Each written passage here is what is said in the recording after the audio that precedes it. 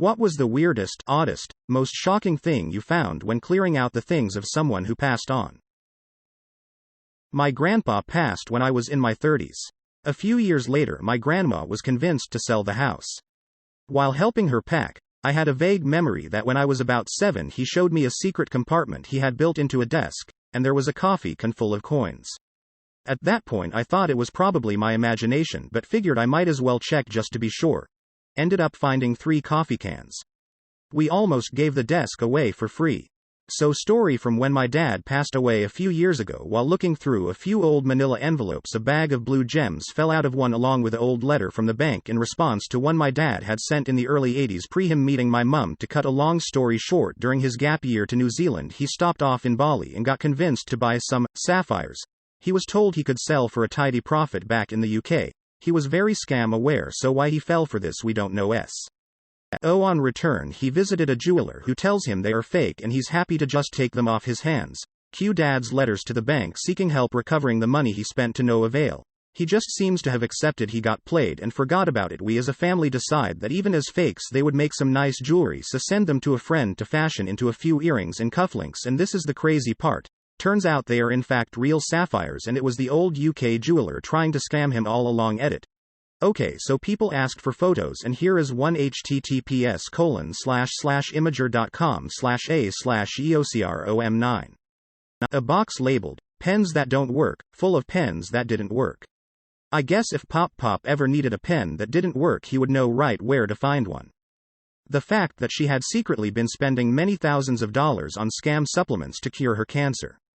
To all those alt health scammers preying on vulnerable people, fuck the lot of yes. A friend of mine, 47 when he passed, had every closet in his house filled with vintage clothing because he was planning on opening a used clothing store.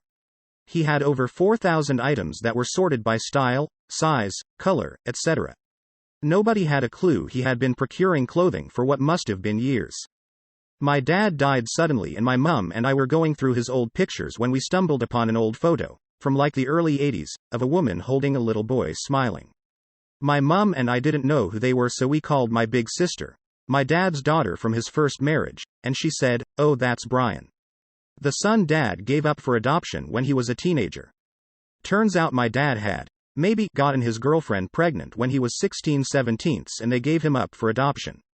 In the 20 years my folks were together, dad never told mum, or me, about Brian because he wasn't sure if Brian was actually his in the first place. Some old farmer died in the village I grew up in. Well, when cleaning out his farm they found a fully functional and maintained anti-tank gun, POC 36 if I remember correctly. Plus ammo. We cleaned all of my grandpa's house when he died. You know what we found all over the place?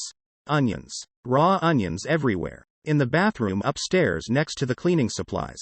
Their layers were popping off, dry all over the place. No, my grandpa was not Shrek. Blood thinner medicine. Lots of full unused bottles. My grandfather died as the result of a stroke and the surrounding complications. That medicine he was supposed to be taking would have reduced the chances of him having the stroke. I'll never know if he could have had several more healthy years if he had just taken his medicine. He had a list of 100 names, 87 of which were crossed off with red ink. To this day, we don't know how he was connected to them or what it meant. My dad and my uncle were tasked with cleaning out my great-grandma's house when she moved into an assisted living facility, and the story of her death is morbidly funny but also sad.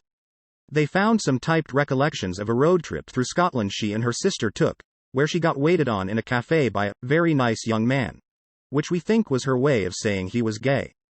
Then my uncle gestured to me and said, "Mighty Meerkat 97. I know you're interested in family history, so I was thinking you'd like this," and handed me an old bottle. Inside is what looks like a small gray pebble that has partially dissolved into dust. It is labeled, John's Appendix, 1907. It turns out my great-granddad was one of the first British recipients of an appendectomy when he was young, and they let him keep the appendix. My grandmother was quite something. My mother less so. I had an awful childhood until I was rescued and put in a children's home when I was 14. Literally all my happy childhood memories are from visiting with my 2 grandmothers. When my maternal grandmother died, my uncle found a folder with my name on it in her papers.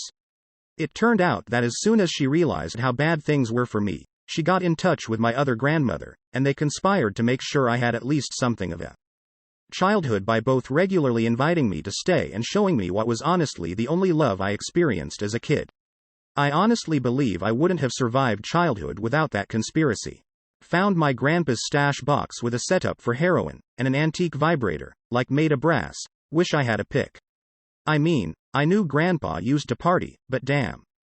My grandma was a child of the Depression, and as such didn't trust banks. She lived alone for years and towards the end started developing dementia. When she had to be moved for care, we found Ziploc baggies with thousands of dollars hidden all over the house. In the deep freeze, taped the back of furniture and underneath tables, in the backs of the toilet, etc. Her house was sold to placate Medicaid, and the people who bought it were her long-term neighbors who loved her very much. They called in 5 or so times when they found even more money in the floor, the cellar, the shed. I believe there is probably still money hidden that we'll never know about.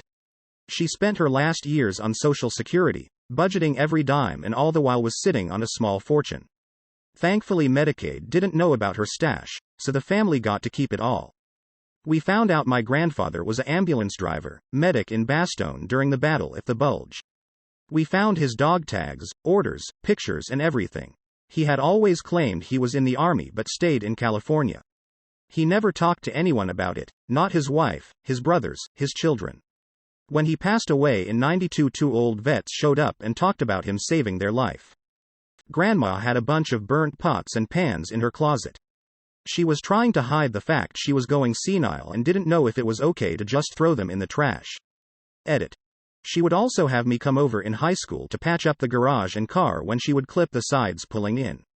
As if I didn't then go home and tell my parents that she had hit the garage again. Day she died, she walked a mile on her treadmill, went shopping at the grocery store with her daughter, as we had taken the car by that point, made herself dinner and went to bed. Not quite the same, but our office cleaner told me about the time they lifted the carpets in their house to find a whole set of Polaroid photos from sex parties that took place in the house by the previous occupants. She said there were quite a few faces she recognized still in the village. My grandmother. Growing up on a North Carolina farm, she was able to take French in high school because my great-grandparents insisted on it being available in the local school. She had a pen pal in France who was about the same age. She had a series of letters from her pen pal, with the very last one saying, "They say that the Nazis are almost here, see edit." He sent a newspaper saying it, not a letter, as the last thing he sent. Edit. Having so many people offering help figure out the details has encouraged me to find out more. Just spoke to my mother and aunt. Apparently, it wasn't the last letter that said that, but that her pen pal sent her a newspaper with a headline that said that the Nazis were almost there, or something like that.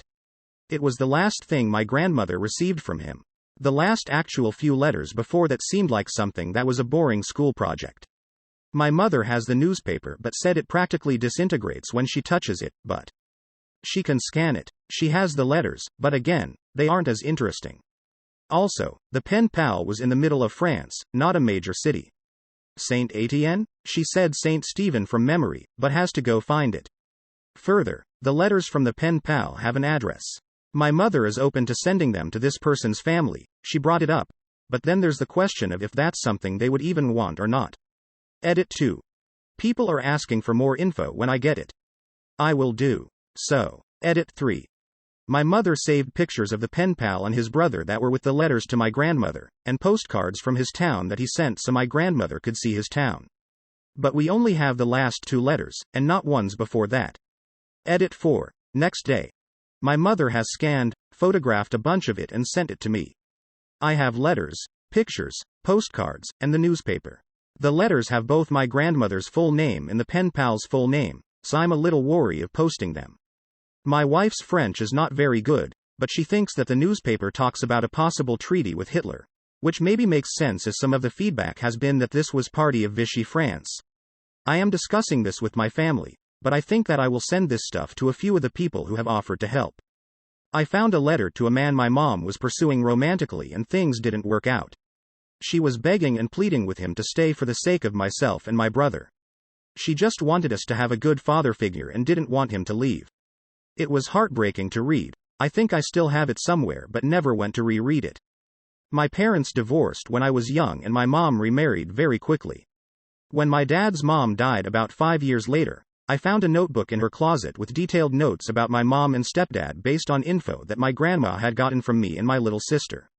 Apparently, she was convinced that my mom was an unfit mother and that my stepdad was most definitely a child molester, and the notebook was for a lawyer because they were trying to get my dad full custody.